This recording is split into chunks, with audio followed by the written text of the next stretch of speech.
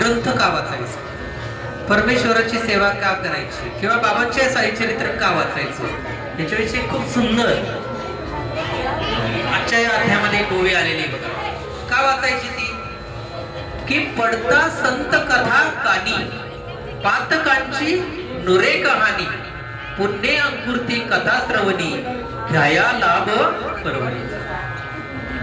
पडता संत कथा कानी, संतांच्या कथा जर कानी पडल्या तर काय होतं. पातकांची नुरे कानी, पातक म्हणजे पाप, नुरे म्हणजे अजिबात उरत नाही. जर या संतांच्या कथा कानी पडल्या तर तुमच्या जीवनामध्ये पाप शिल्लकच राहणार नाही.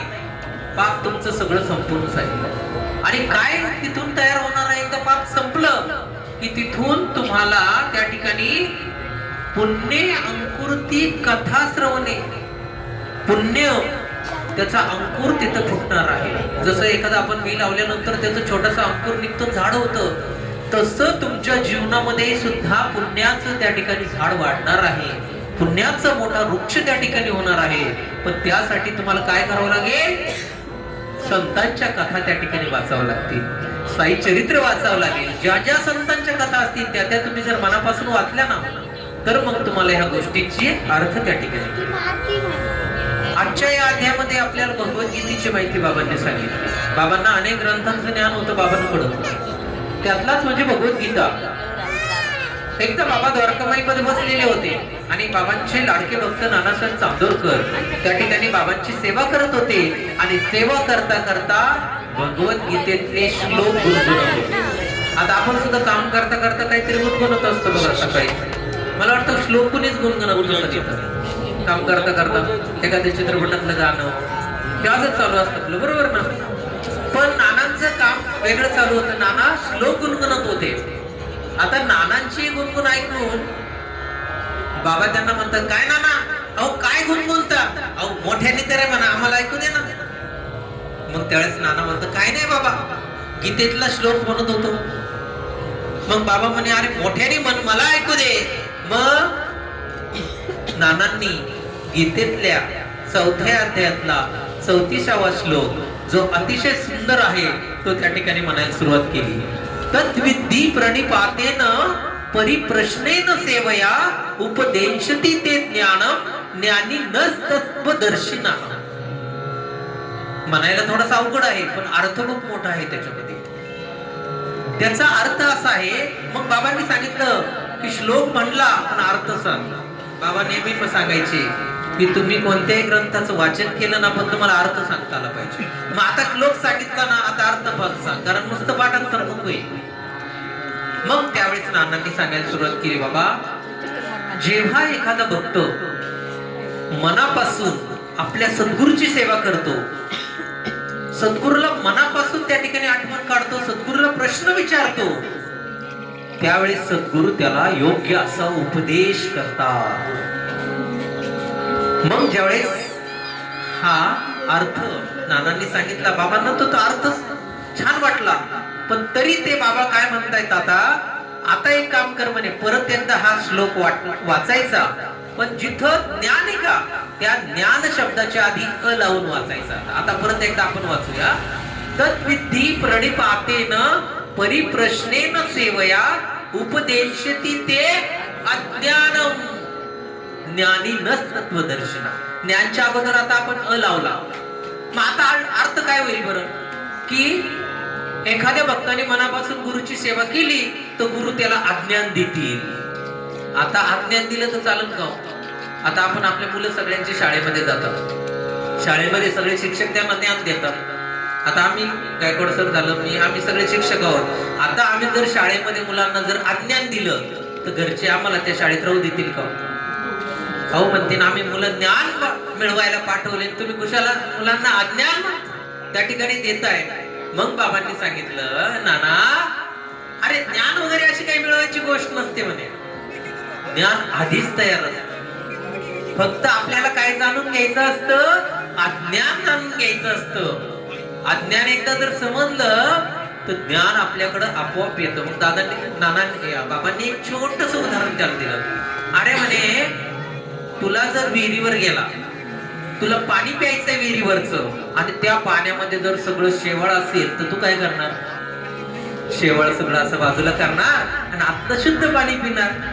म्हणजे त्या ठिकाणी शेवाळ काय आहे? अज्ञान आहे. मग फक्त आपल्या बाजूला काय करायचं? अज्ञान बाजूला करायचं. ज्ञान आपोआप तुमच्याकडे येणार, म्हणजे पाणी तुझ्याकडे आपोआप येईल. आता समजा तुला आता थंडी वाजते, सकाळी सकाळी आपण उठलं बघ कशी थंडी वाजते, मग आपण काही काय करतो? एखाद्या उन्हामध्ये जाऊन बसतो. मग आता तुम्हाला जर ऊन पाहिजे असेल तर तुम्हाला फ्लॅट मध्ये बसून ऊन मिळेल का? तुम्हाला बाहेरच जावं लागेल.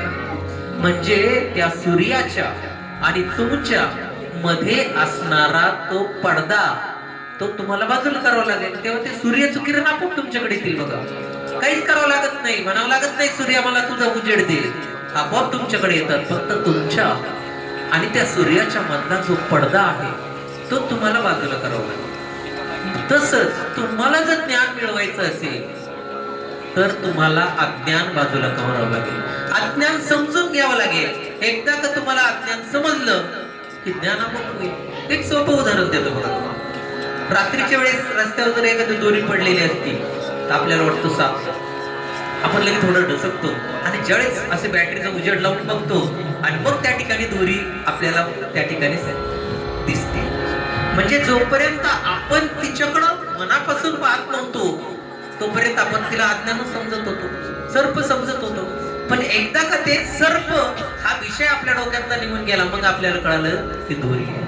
किंवा आता बघा बिबट्याची भीती खूप चालू झाली रात्रीच्या वेळेस. कुठं काही थोडं हालचाल जरी झाली, कुत्री जरी हल्ले तरी आपल्याला वाटतं ते एखाद्या बिबट्या आला का.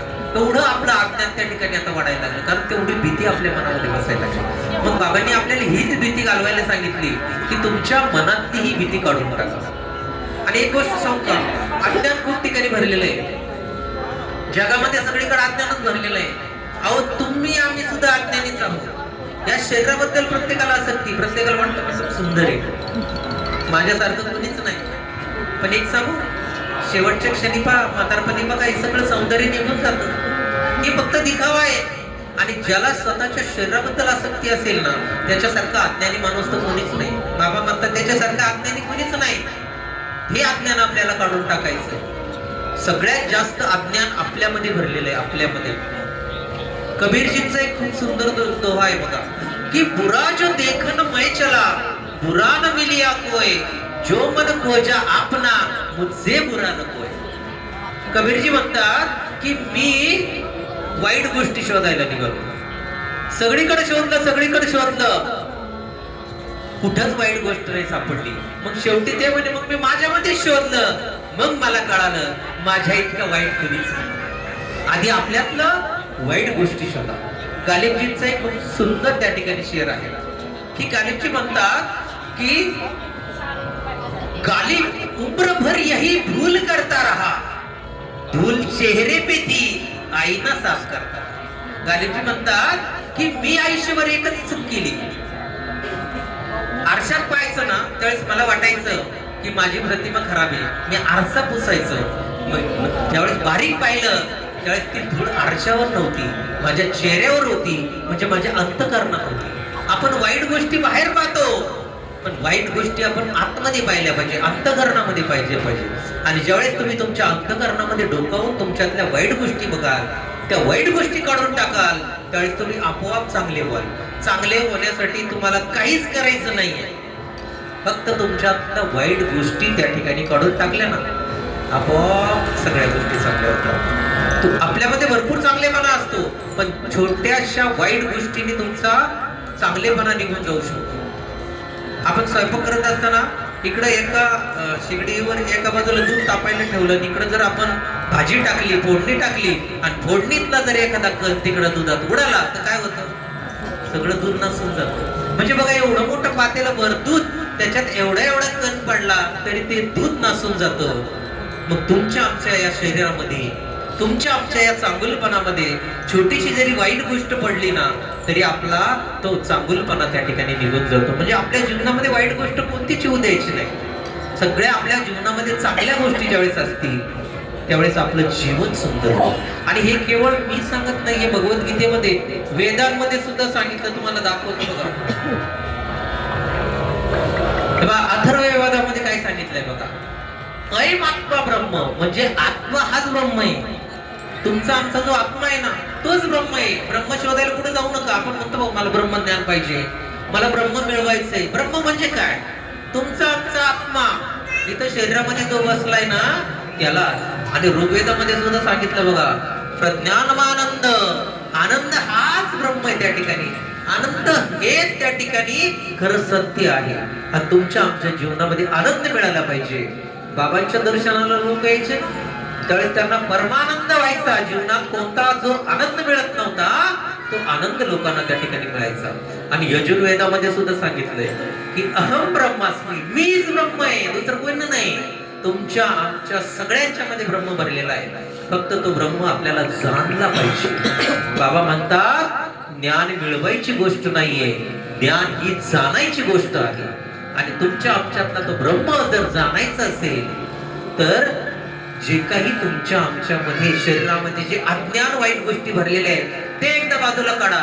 मग बघा तुम्हाला ते ज्ञान, तो परमानंद, ते ब्रह्म तुमच्याकडे आपोआप चालत येईल. असा सुंदर असणारा हा अध्याय बाबांनी आपल्याला अतिशय सोप्या पद्धतीने समजून दिला.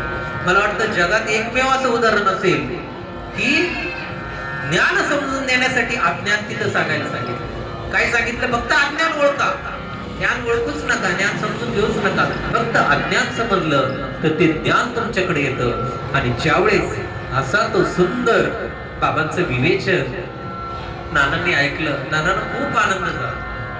बाबांच्या कृपेनं हे नाना रोज श्लोक वाचायचे, त्याचा अर्थ समजून घ्यायचे, द्वारकामाईत सांगायचे. आणि बाबाही नित्य त्या श्लोकांचे अर्थ लोकांना सांगायचे.